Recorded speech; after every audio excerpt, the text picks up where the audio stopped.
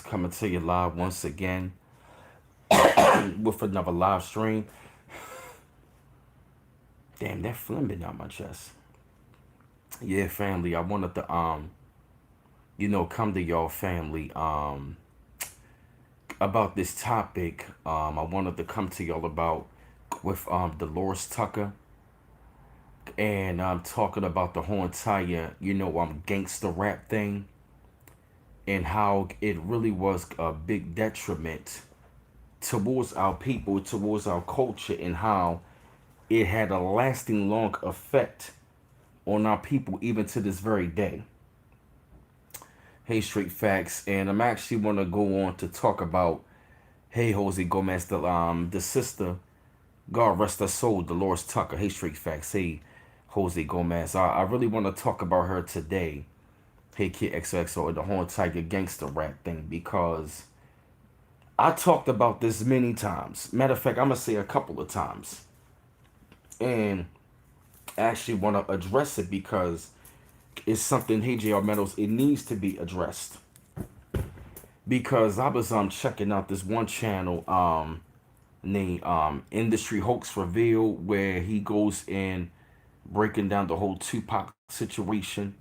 Hey, this guy TM, you feel what I mean? But it's also done in a way where it's really going to affect a lot of people in the way how they felt about a lot of those gangster rappers and stuff like that. I'm talking about this live stream. I don't plan on this stream to be a long stream, but I definitely see myself going in. Hey, D Knight, and I'm gonna tell you something, right? Dolores Tucker was right, and when I was checking out, you're right, Greg. As we should have listened to Dolores Tucker, and I'm actually gonna say the reason why she's right because now, of course, when we were younger, right, hip hop music, it's a new music, you know what I mean, for the younger generation, our culture and stuff like that. And when you really take a look at hip hop, right, she did not come on the scene until, hey Greg, until gangster rap came on the scene. Now, mind you, when it was conscious, if you notice, she wasn't out there. Not saying that's a bad thing, but when gangster rap came in, that was when she came out and spoke out against it, as well as like parents in our communities, stuff like that. Like I remember the days watching this stuff on TV, and I'm looking like, what are they talking about? Why they bashing our music? Why they doing this and the third? But the whole entire time, a lot of our parents they had it right, as well as Dolores Tucker, because Dolores Tucker she was out there talking about the whole entire gangster rap thing. She didn't say hip hop. If you listen to Dolores Tucker real closely, she didn't bash the whole hip hop culture. She really did not bash the conscious rapper. Hey Valerie, I got you, baby, tomorrow, Valerie. I got you later, Valerie. You feel me? Because back in the early 80s, it was conscious hip hop. It was conscious rap. You feel me? We had the greats of the Sugar Hill Gang. We had LL Cool J. We had Cool Mo D, Rakim, Big Daddy Kane, Cool G Rap. You know what I mean? MC Shan, Molly Mall. We had Sister Soldier. We had, I mean, a plethora. Queen Latifah. We had a Tribe Called Quest, DOS Effects. We had Native Tongues, De La Soul, and a lot of those rap, Brand Nubian, the Jungle Brothers. We had a lot of conscious MCs in the mid late 80s going into the 90s. But if you notice something, right, like around the time, yeah, he did, J.R. Mendelson. I'm actually going to get the Tupac on that. I'm going to break something down on him. And yeah, I remember he said something about the Dolores Tucker, like the Dolores Tucker, you know what I mean? You should try to help a brother, something like that, right? But let me get back to the but let me get back to this. I'm leading you up to a timeline because around the time during 1988 for real, you feel me? That was when hip hop started to get bigger in conscious rap. It was really big on the scene when we had El Sheba Segment. We had them greats. You know what I mean? That were really out there coming with some great music. And my favorite MC from that era is Rakim. You know what I mean? Coming with the God body because a lot of those rappers back then, They were a part of the 5% nation. You feel me? They were a part of the 5% nation, right? And those rappers back they were dropping all of those 5% teachings, which are nothing but teachers of the Nation of Islam. You feel me? Because I remember the change as well. Like I remember seeing this, yo. Like I remember as a child, yeah, nice and smooth, yeah. I remember vividly seeing this as a child. Like I remember seeing this as a child, yo. I remember seeing Microphone Fiend with Rakim with the high top fade, all black on. You know what I mean? He had the gold Dickie rope chain with the Mercedes Benz medallion piece with the emblem up on it. You feel me? You know what I mean? With the big gold rings and stuff like that. You know what I mean? Rakim chilling in front of the Benz. I was really loving it, right? So peep this. I noticed right after when the video went off, like the energy was just electrifying. You know what I mean? Bumping the ride. Like every time I saw Rakim, I would just it was that magnetic energy. I'm like, oh, I like this dude. I'm 4 years old, but I just remember hearing him. And I remember listening right after Rakim got off, right? And the next video came, when Straight Outta Compton video came on, I remember I felt this dark energy. It was just like, I remember seeing it and I was a child like, what is this? Everybody was just having fun and I'm seeing Ice Cube and them coming down the street. Straight Outta Compton, crazy motherfucker named Ice Cube. They, in the video, guns being pulled out on them. They running from the police. They running down the damn street, fire. I'm like, what the fuck is this? They running and shit. They're being thrown on police cars. Guns being pointed. I'm like, what the fuck is this? Like everybody was having fun. I remember seeing and hearing how the frequency was changing. And if you look at something back in 1988, when they came with NWA, that was when the movie Colors came out. You're right, beautiful sunrise and sunsets. I remember the frequency literally changed. It was like the frequency was just like uppity, knowledge, no cursing. NWA came on. It was like a dark energy and frequency. It was just like a change. It just made me wanted to get violent. And I'm like, why am I feeling this way? And I remember seeing it, and that was when I noticed, like around the time in the early 90s, it was still there. That was when I noticed, like around the time when 91 came. That's when I started to see the subtle change. And as a matter of fact, you know what I mean? Like I told y'all before, all of this was a 5-year plan because look at it, right? Back in 91, you feel me? Back in 90, matter of fact, between 91 and 93.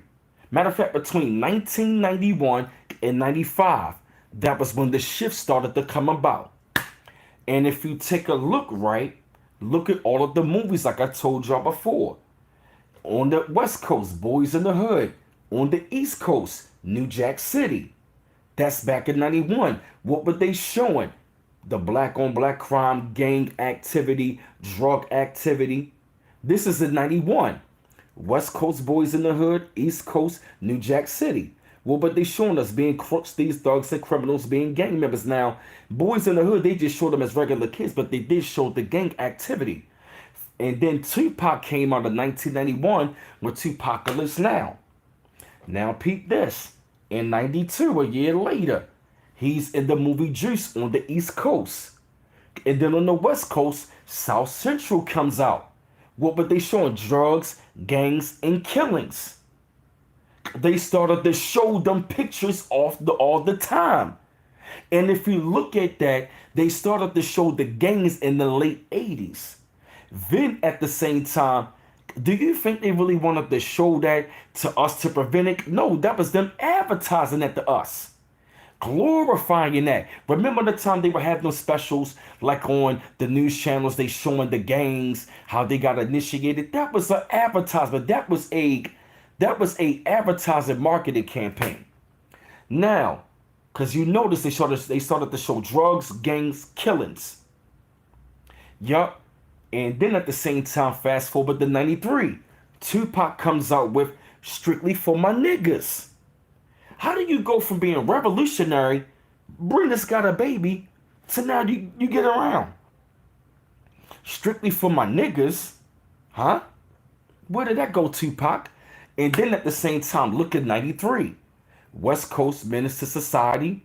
And on the East Coast, the movie Strapped with Bokeem Woodbine and Fredro Starr.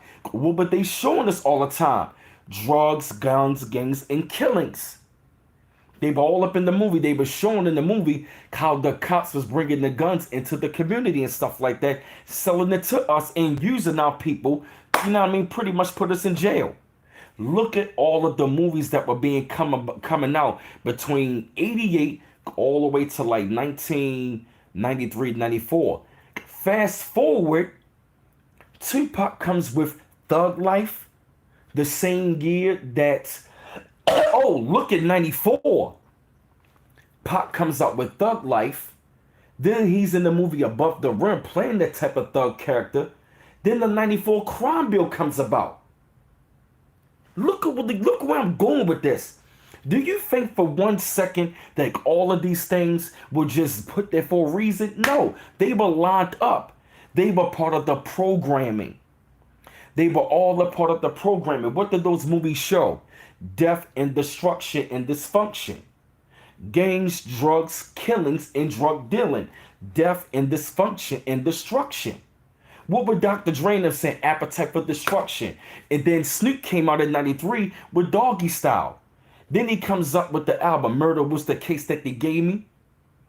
Come on, it's all connected. They showing it in the film, in the video. But if you look at the video with Snoop and all that, guess what?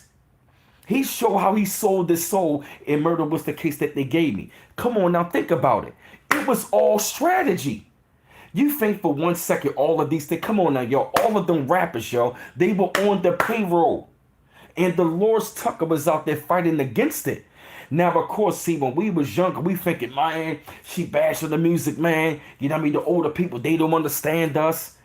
And then at the same time in 92, the Rodney King situation come about. They tried to make it seem like what NWA was saying. Oh, see, look at that, man. They understand us. The whole NWA thing was a publicity stunt. The guy who owned the daggone situation, the guy who did the situation, oh, they ain't trying to play our music. They ain't trying to play our music. No, that was to push NWA and gangster rap into the forefront. Right, it was the unraveling, because I remember seeing it like, you know what I mean? Then that was when in 94, and I remember like in 1995, it was like a dark, cold energy. If you think back in 95, the year 95 is always dark and dreary. And that was around the time when Bone Thugs and Harmony came out. Look at the programming that they were doing. And Pac came out in 95 with Me Against the World. So you talking all of this thug life stuff. You pushing thug life, bruh. And you want to try to like justify saying thug life, we smoking, we drinking and all that. Come on now, bruh. 1 minute you talking about these white people see us as thugs, but then you want to turn around, oh, we thugs. They don't understand why we thugs. We not that. That was a part of the programming into thug life. So I believe Pac was an industry plan. You know what I mean? To drive the youth, because look who he was around educating the youth. And then he said, I'm going to make other motherfuckers really live this lifestyle. Oh, really? You weren't even no thug, bruh. Tupac was not no thug. Cut that thug shit out with him, yo. When he was in the city of Beaumont, he was not like that. No. He was not no thug. You feel me? He was playing it right there. Exactly. Yup, the radio and the cinema drove it home. Look at all of the roles he played in. He was always playing some sort of reckless thug. Look at him in Juice. Then look at him in Bullet. Look at him. And then, peep this. He was supposed to be in Menace to Society as Sharif, but he rejected that role. So why are you going to reject that role, but instead you wanted to still play that kind of role, but the Hughes brothers said no. So guess what? He was there to me, you know what I mean, to go after the youth to drive us into that thug life. Because why would thug life come out in the year 94, the same year that the crime bill comes out? Is that a coincidence? And Delores Tucker was up there fighting against it. This shit went all the way to the White House, and mind you, there were a lot of people in our community that was fighting against it. Now, a lot of them, they did not come out against hip hop until gangster rap come about. Cause I remember the time frame, like my mother would hear certain things like, "Oh my God, turn it off." You feel me? Because our parents, they even had it right. But Dolores Tucker, she was up there fighting against it for the longest time.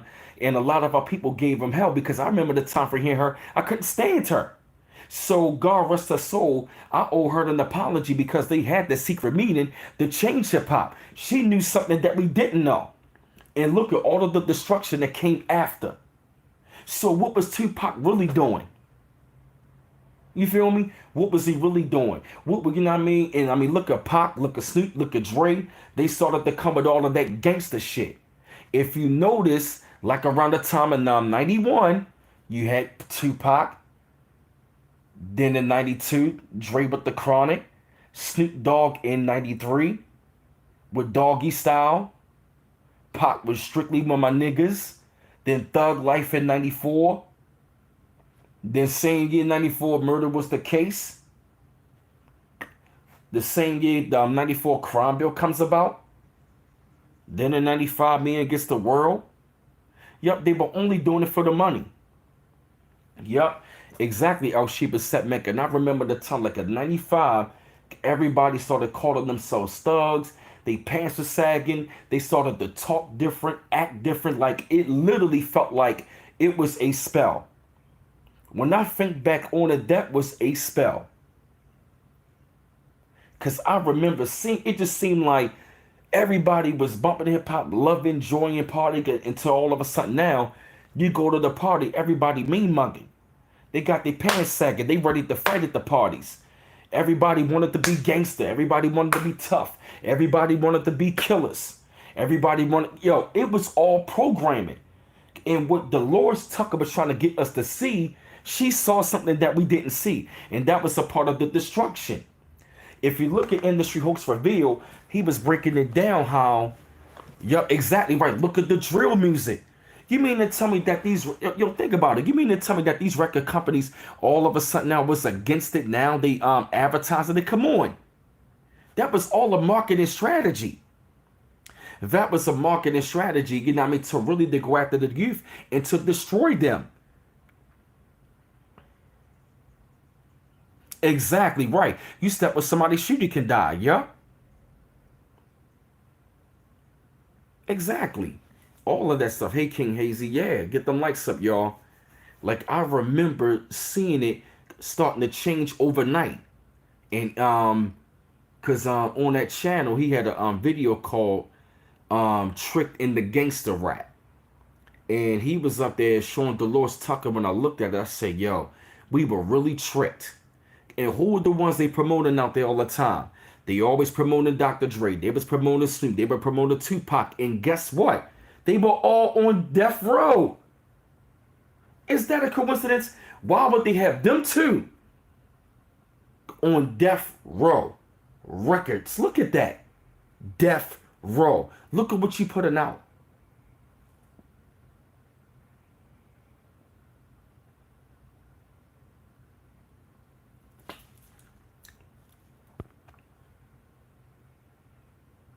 I think so too, this guy TM.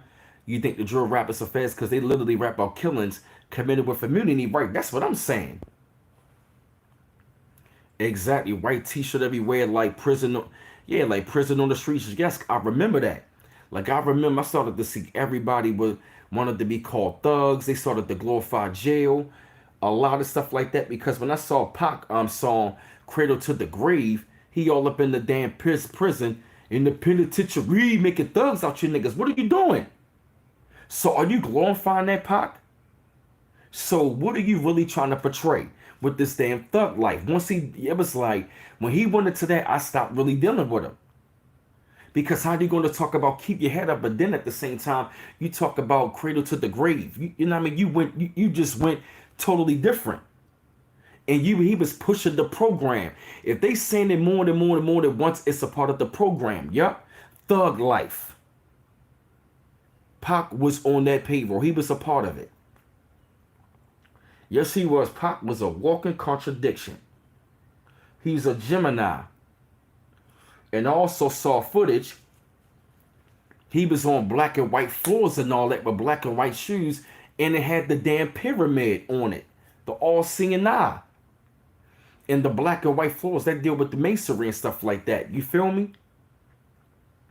So you really got to think about it, man. Like, look at all of the destruction that followed. And check this out. How is it that once all of a sudden that's all of that gets set up, that's when he winds up dying. Which I really believe, yeah, it was a plan, yup. A boule, etc. Yup.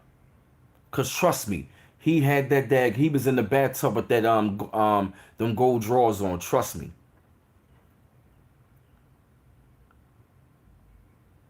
Yeah, he was, Rain. Even him. He was put in position. Pac was put in position. Dealing with nepotism. Because he even said it. Because you really got to look at, I mean, just look at Pac from 91 to 95. And they show him in and out of court and stuff like that with their wild, reckless behavior. I'm a thug, this, I'm a thug. Look at that. That was all a part of the programming to our youth to get them into this thug life. Right, talking about the hate you give little infants, F's everything. Like, that doesn't make any sense. Thug life? So you pretty much showing that you teaching the babies, you know what I mean? You teaching the babies, you know what I mean, young, you know what I mean, to be a part of that lifestyle. You were there, you know what I mean, to go after our youth. You were pretty much control opposition. You really got to think about it. You think Pac was big in the industry? You know what I mean? You know what I mean? Going up against it. Come on, think about it. If you're going to be big in the industry, you got to be down.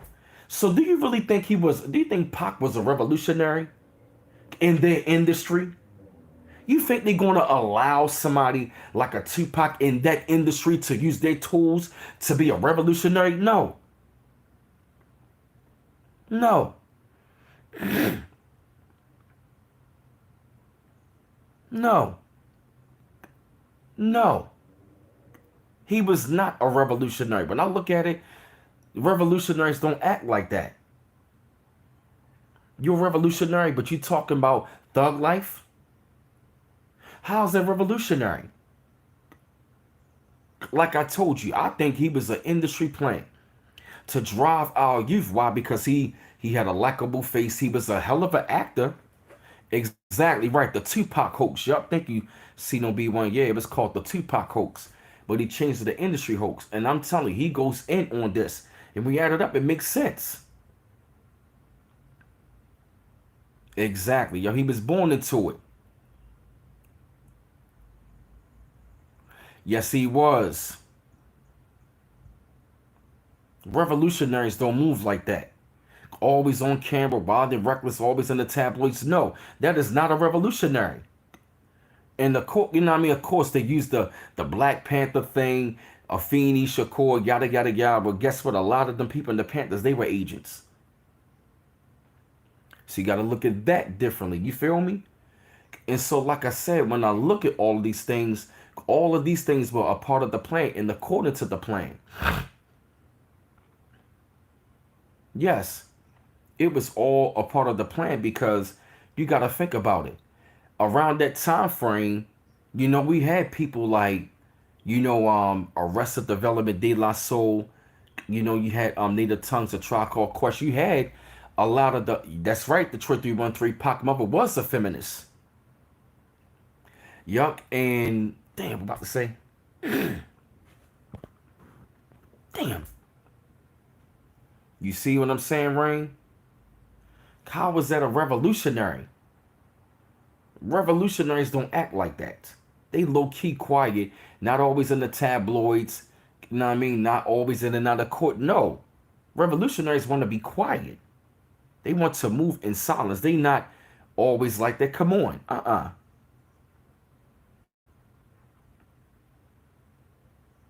That was all, hey E. Hudson, that was all a part of brainwashing. I mean, look at the old videos he was in. Look at the videos he was in, showing, you know what I mean, him loading up guns, you know what I mean? Loading up guns, like he in the prison or something like that. You feel me? You right, El Sheba Set Met, yup.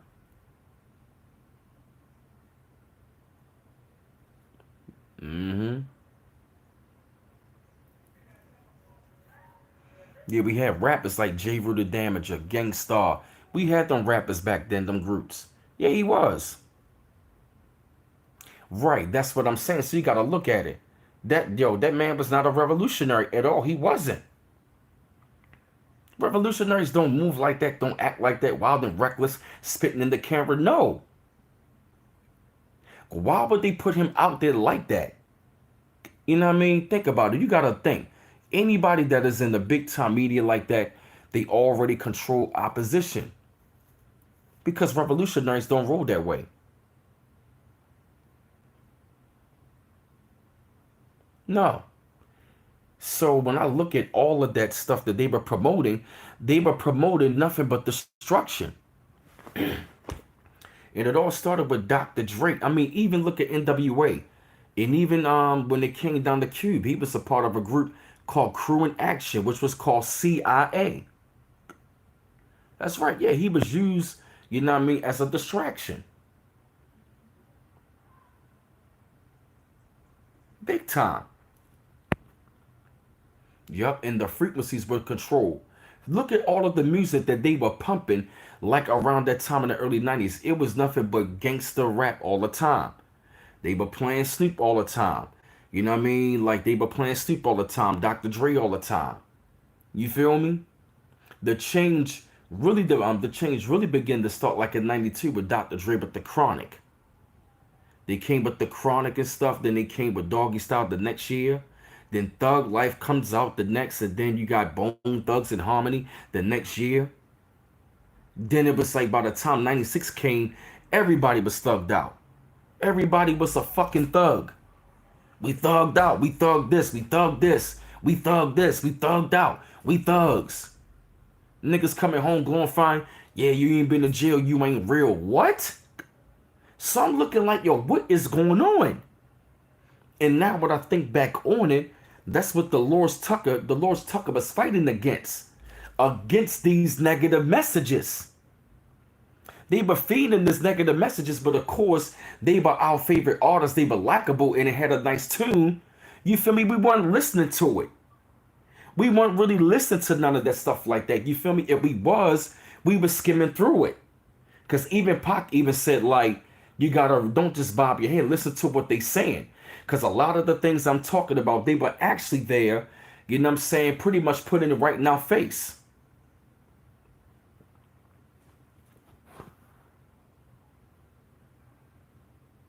Oh yeah, heard about John Todd. Yup.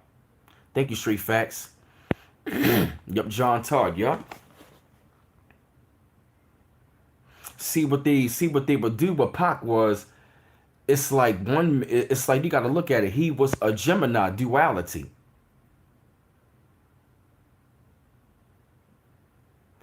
Yup. Look at that video he did Cradle to the Grave. He all up in the prison. You feel me? I'm in the penitentiary. Why would you say that? Come on. You up there, I'm talking about you up there trying to drive us into the prison because guess what? The private prison system is connected to the music industry. Those record labels are connected to them. Exactly, yup.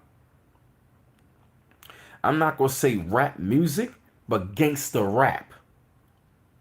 I'll give Bill O'Reilly his credit on that. Gangster rap. You feel me? And we had many rappers that was fighting against it. You know, we had a lot of the conscious rappers, but it's not a coincidence they started to silence them like in the 90s. Like in the 90s. And Delores Tucker was diligently fighting against it. And when you look at all of the destruction that has happened in the 90s all the way up until now, look at all of the imagery. Look at all, look at it now. Because Lord Jamal said it best, and he right. I love the 90s hip hop, but everything from the 90s wasn't great. Because a lot of the messages was dealing with, that street life, that thug life. Now, mind you, did we see it real? Yeah. Was it really real, really happening? Yes. But guess what? Look how we were programmed and put under a spell. You feel me? They were putting us under a spell.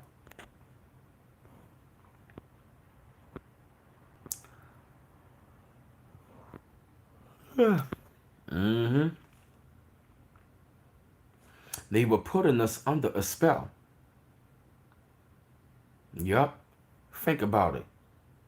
Think about it. They put us under a spell to go after, to try to live something, so-called live out something what these rappers are not even living about.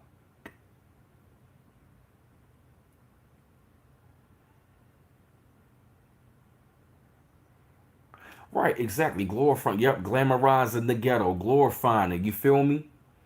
Glorifying that lifestyle, glorifying the street life. Yep. Even KRS tried to warn us. The Boondocks was warning us. You feel me? But like I said, when it come back to Delores Tucker, she saw something that we did not see, and she was really fighting for the youth. Out here, man, because like look at all of the destruction. So I'm gonna let you know, Delores, son Tucker, God rest your soul. Your work has not gone in vain. Because there's still many of us out here who are fighting against the negative stereotypes in our culture, and we want to see that being cease and desist. Because shout out to Grandmaster Cass, he broke that down, saying gangster rap is detrimental, and it really was. That's right, cast the spells against yourself when you speak those lyrics. So think about it. If you out there listen to murder, murder, kill, kill, kill, you on that frequency, you're going to go out there and do. I remember the time here, dudes like, yo, man, if I want to murder something, I'm going to bump the Tupac. I'm going to bump to this. I'm looking like, why you want to do that? They wanted to get on that frequency that they were putting out there. Think about it. Yes, putting us under spell. It was programming, mind control. They had to get us under that mind control. I'm telling you, look, go to Industry Hoax Reveal and check out them two videos. Tupac Destroyed a Generation and Trick in the Gangster Rap. We really were tricked because we thought that they were trying to silence them. They didn't understand us. Yup. Even Too Loud Crew. Yup. Uncle Luke with that stuff. Even Nice T. He was a part of it. I'm Your Pusher. Come on. Like how, look at Ice-T and Pac and even Cube. One minute they playing thugs, the next minute they playing cops. Especially Ice-T. Ice-T, I'm Your Pusher, fuck the police, cop killer. Now you playing cops. Like a lot of those rappers, they were Central Intelligence. They were planted. I'm telling you, the ones that came with that gangster rap, he Cynthia Adams, they were all a part of the programming. They were part of Central Intelligence, which means they were part of the programming.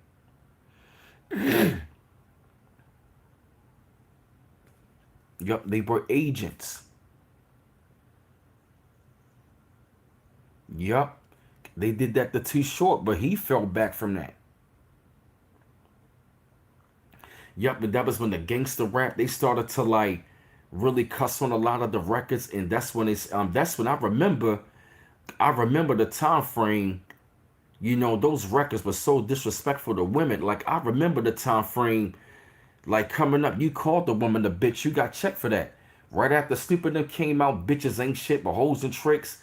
That was when guys really started to disrespect women to the point where I remember seeing it. These bitches, these hoes. Seeing guys calling women bitches like it ain't nothing. And it was going unchecked. Yes.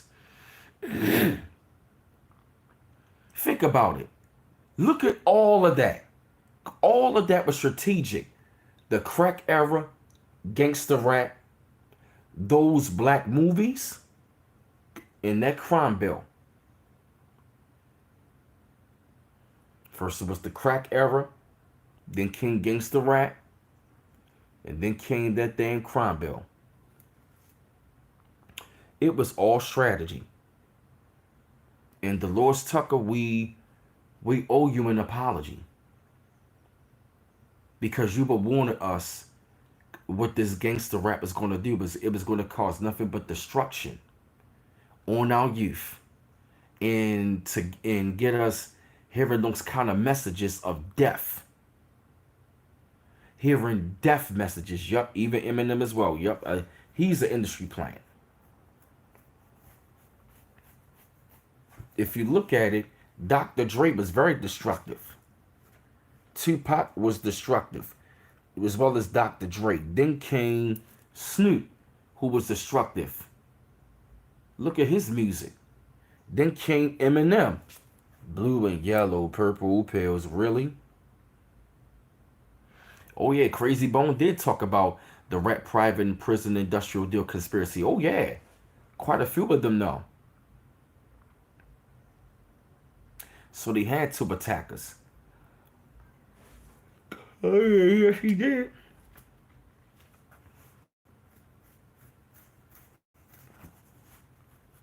Mm-hmm. We were tricked, man, because when you think about it, we thought that them brothers were being silenced. And we like, nah, man, they want to take it from us. They knew what to trigger us. All of that was a part of the plan to get us to start loving gangster rap because look at all of the rappers they started to bring out. And why was they pushing it all the time? And then now, look at the hip hop nowadays. Look at the drill music. Look at drill. It's all about death. And they glorify death. And it's like, why would the record labels want to push this out here? Now we got rappers drugged up and they just murdering each other, yo. They got a lot of these fake fucking rappers out here want to be pushing this bullshit, showing all of these rappers, man. You know what I'm saying? Like waving a bunch of guns and stuff like that, self snitch. I mean, look at the destruction. We really got tricked. Bamboozled and hoodwinked. We got tricked. Really bad. And the Lord, ouch, ouch. And Dolores Tucker was even saying, she said, I foresee a lot of destruction of our youth. And that was one of the main things because if you look at the music, we became really rebellious. We really became real rebellious towards our elders at times. You feel me? We started to have this I don't give a fuck attitude. You know what I'm saying? We don't give a fuck. You know what I'm saying? I remember, you know what I mean? That was when they started to really push that thug, that machoism shit, that hard shit on us all the time. You feel me? They weren't even trying to push regular brothers and sisters out there that was intelligent. They wanted to push the hoodlums. They wanted to push this thug mentality on to our youth. That's right. All true for you, yup. Yeah, yup. All of that.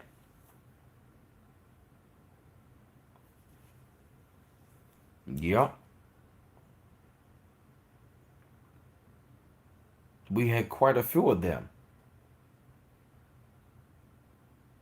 Yeah, I mean, just look at all of the messages, man. I mean, look at all of the conscious rappers. Where are they? Where are the conscious rappers? Where are they? It ain't the fact that they hot and they got blackballed in silence.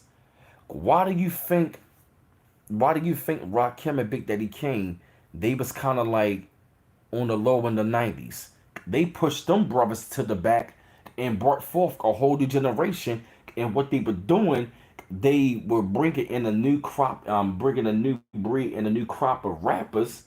Not MCs. They brought out a new crop of rappers to drive that, you know what I mean, to drive us into that. You feel me? To get them messages in our psyche. You know what I'm saying? Like I'm coming, coming with like a really good tune.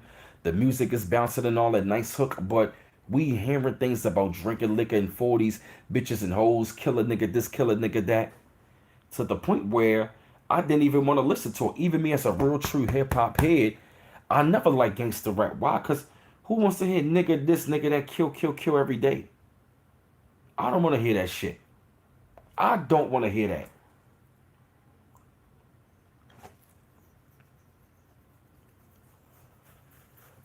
Yeah.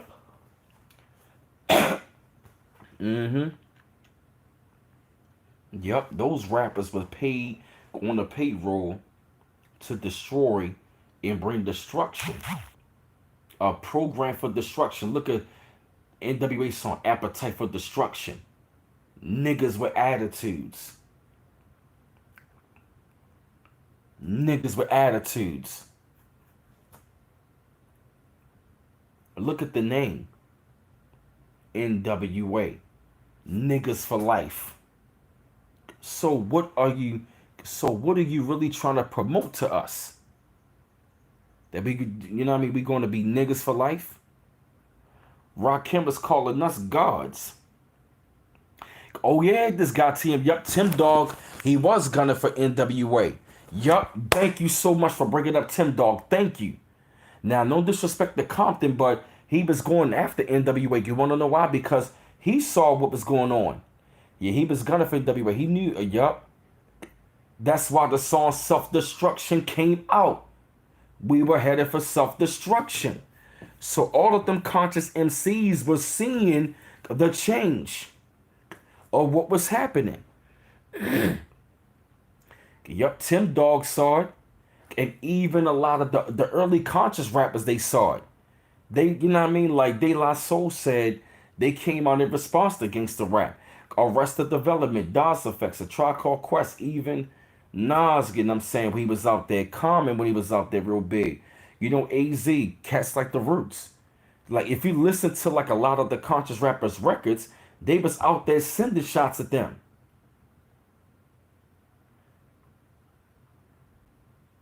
Yes. The Jungle Brothers, Brand Nubian, you know, they put out that kind of music in response to show that, you know, all of us are not crooks, these thugs. We not talking about selling drugs. We not talking about killing. You know, that's why Rakim stopped dealing with Dr. Dre, because Dr. Dre wanted him to talk about killing. He said, nah, I'm trying to speak life into you, not death. So look at that right there.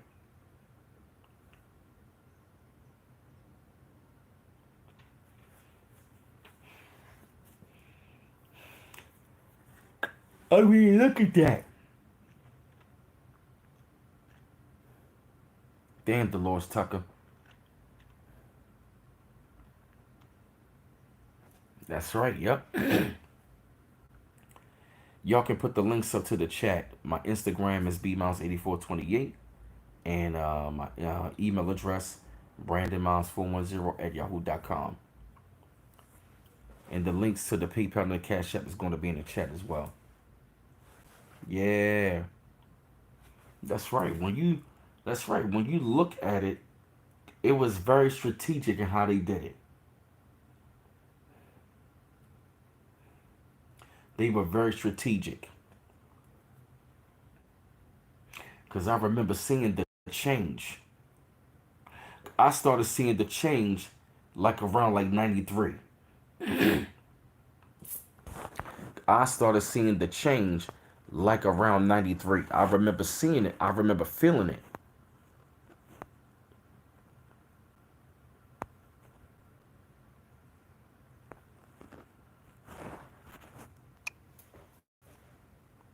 Get them likes up, y'all.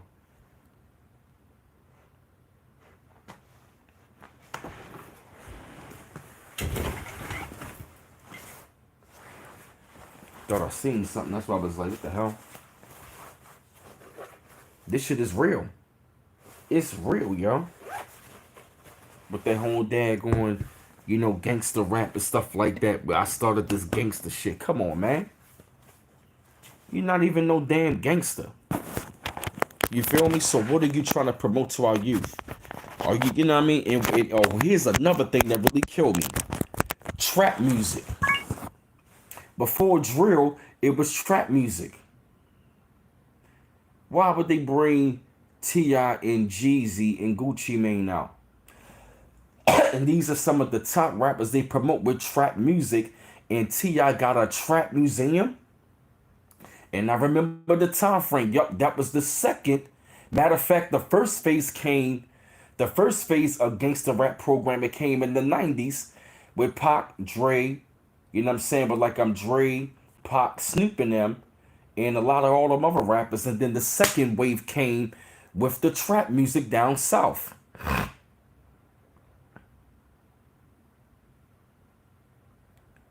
Yup. Yup, exactly.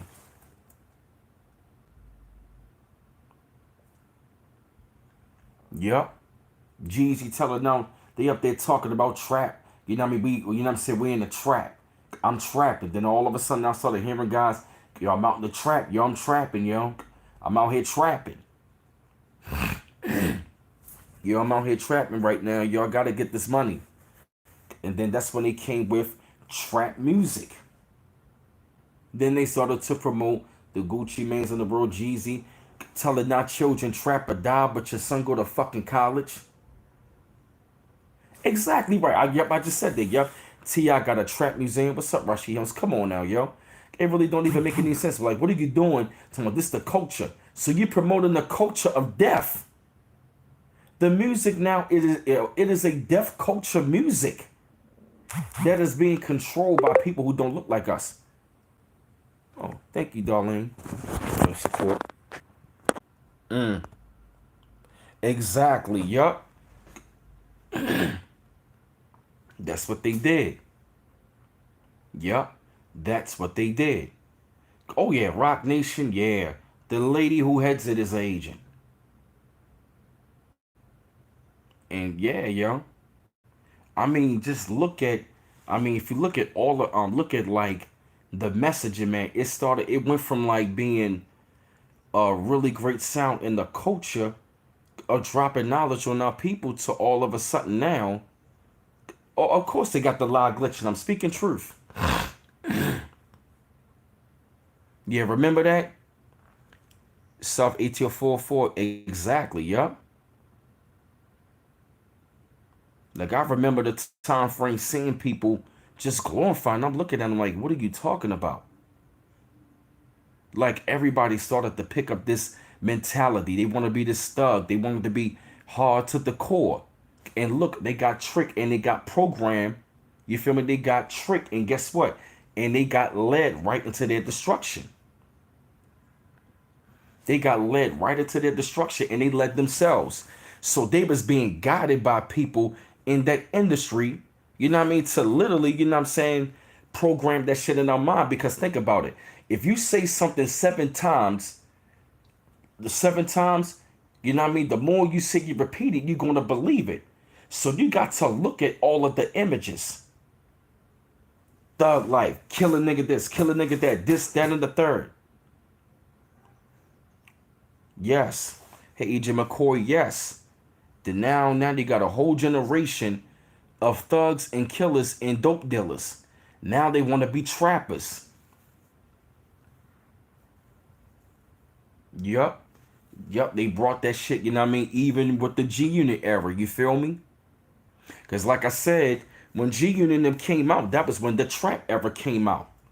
The trap era came out like around '03, like around 2003. That was when T.I. them came. That was when like when the South got big. You know what I mean? That was when I noticed like a lot of them were talking about this trap music. They would talk about trap music and look at that generation. And remember that song by Econ, Locked Up? I'm locked up. A lot of dudes were going to prison because of that song. Because they thought that was a badge of honor. And I remember guys coming home They started to talk about jail like it's a badge of honor. Like what? Look, I mean, look what happened in our psyche.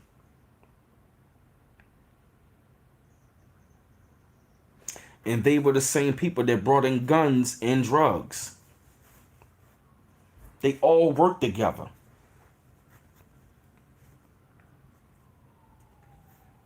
They were all working together. Yes. And now we got this mumble rap bullshit and looking at all this drill music and all this killing. It breaks my heart, man. You're right, Agent McCoy. Yup. It really breaks my heart to see like how destructive we have become and how destructive we can be because of the gangster rap. I'm not gonna say hip hop. I'm not gonna say hip hop because I love hip hop culture. And I'm never gonna disrespect the music because that music helped grow me. You feel me? But you know what I mean? And the thing was, even though I might have heard a lot of that music, but I knew how to like differentiate the difference. I'm like, it is music. I like the music, but I'm not gonna act it out just because they wanted to do it. That's because they programmed because they wanted the weak minds. And around that time frame, if you notice something right, they took all the black family TV shows off the air and they started to show dysfunctional black families. You notice that?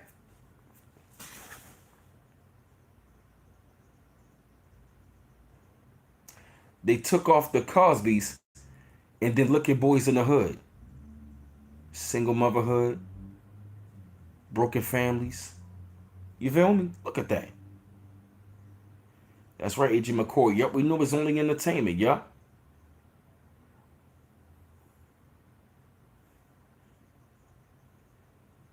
Yeah. Oh, and guess who else was pushing it? MC Light with the song "I Got a Roughneck," tricking out women and to go after these men. I remember that. A lot of you sisters wanted the thug. A lot of brothers wanted to be the thug, and a lot of sisters wanted the thug.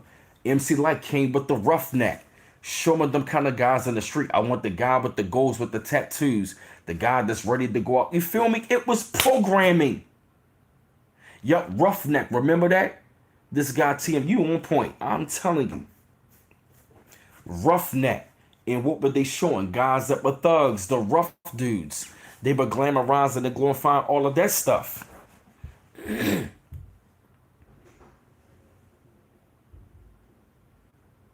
Because guess what? MC Light, she was conscious, but she sold out. How do I know?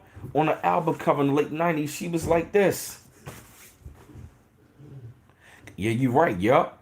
Yup, exactly. Yup, Little Kim. Yup, then Foxy. Yup. Exact Agent McCoy. Yup, we been listening to Nas, Wu Tang, coming with lyrical metaphors and knowledge. Yup, AZ, cats like them. Yeah. Yup, you feel me? Yeah, all that stuff. You feel me? And it's not a coincidence that Wu Tang got blackballed. Oh yeah, yep, that's right. Yep, Queen Latifah. She was up there trying to like, you know what I mean, have the positive energy with the song Unity. UNITY. You feel me? So you know what I mean? So in between that, we still had the conscious rappers fighting against it. Did they mention their names? No, but they were throwing them shots because they wanted, because they, you know what I mean, because they saw it and they knew what was coming down the pipe towards the youth.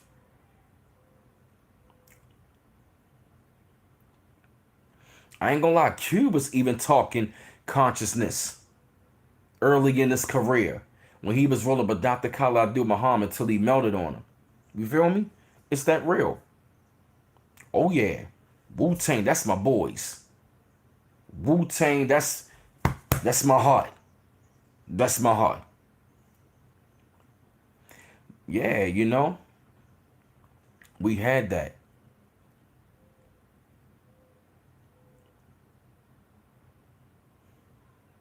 Yeah. All of our great conscious rappers got silence to be put in the back burner to bring forth this gangster rap, trap music, drill music. You think these record companies give a damn about these young little rappers? No. Yeah, go on out there, buy a bunch of chains, talk about killing.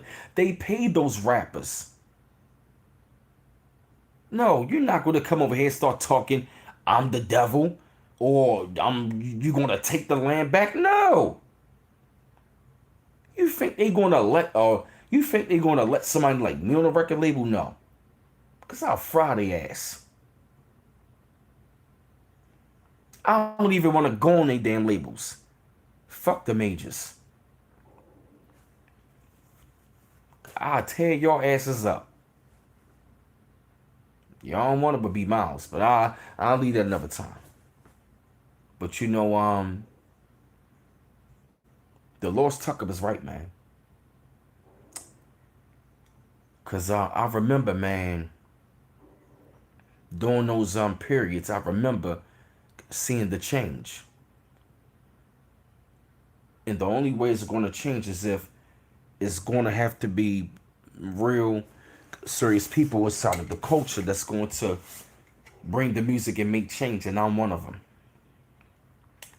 You know, we got to get back to that and get away from this gangster rap and stuff like that. You feel me? And we got to start. We got to start feeding the souls, minds, and the souls of our babies.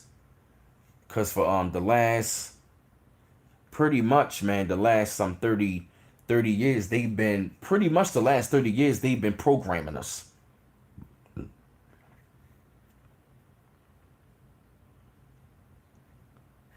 They've been programming us. We got tricked into this gangster rap, this genre of destruction, this crazy drama of destruction. Gangster rap is detrimental. Grandmaster Cash, shout out to you, hip hop legend, you were right. And even also Delores Tucker. You know, Delores Tucker, we owe you an apology. You know, God rest his soul, Mr. Delores Tucker, for seeing what was going to be coming down the pipe down the line of our youth being destroyed by a lot of these so-called rappers that we love. You know? And I really hope it continues. I wish that we can really bring that back. But I know it's not going to be mainstream. It's going to have to be underground. Because they ain't going,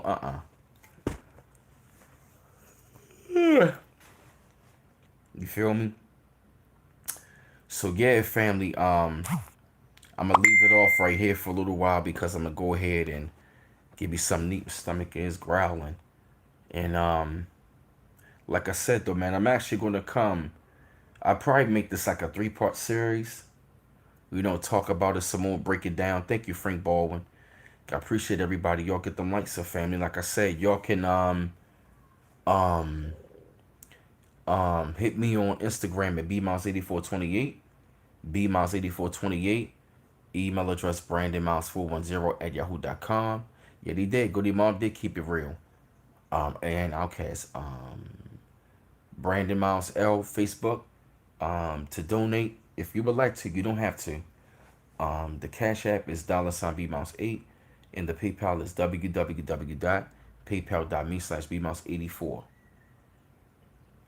Oh yeah, no doubt, y'all. Thank you, Jazzy. Thank you to everybody that's been on the chat. Thank you, beautiful sunrises and sunsets. Thank you, darling. I appreciate everybody that has been on this chat because I really think I'm going to make this like a series, like another part series on here. You feel me? Yes, and like I said, fam, it's been another great live stream. I've been on here for about an hour. And like I said, fam, it's been real good. Y'all keep it up though, fam. I appreciate y'all as always, family. One love once again. Peace out.